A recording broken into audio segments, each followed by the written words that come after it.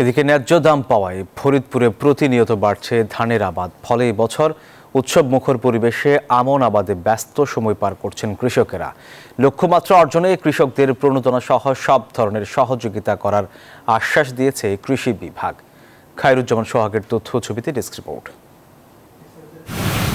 বছর দুয়েক আগেও ধানের ন্যায্য দাম পাওয়া নিয়ে শঙ্কা ছিল কৃষকের মনে। তবে গেল বছর দাম ভালো পাওয়ায় এবার বেড়েছে আবাদ। আমন চাষে তাই কৃষক কৃষানির ব্যস্ততা চরমে। এবার ধানের দাম বেশি থাকার কারণে আমরা আনন্দের সাথে ধান লাগাইতেছি। 2 বছর আগে ধানের দাম আসলো 850, 900, আর এবার বর্তমানে যা দেখতেছি এবার বর্তমানে 1300, 1350। দামটা একটু বেশি থাকে, 1400 টাকা থাকে, তাইলে একটু লাভবান হইতে পারবো। সরকারি প্রণোদনা সহ ডিজেল, সার, ঔষধের দাম কমিয়ে আনা হলে এ অঞ্চলে ধানের আবাদ আরও বাড়বে বলে আশা কৃষকের।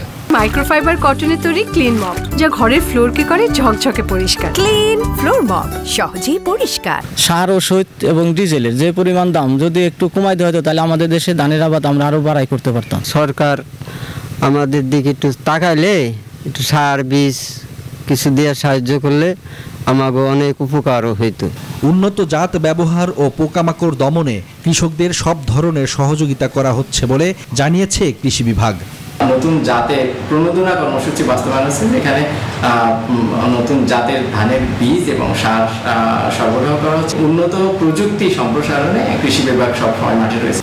জেলায় এবছর ৭৮,৬০০ হেক্টর জমিতে আমন আবাদের লক্ষ্যমাত্রা নির্ধারণ করা হয়েছে। Desk report, news 24।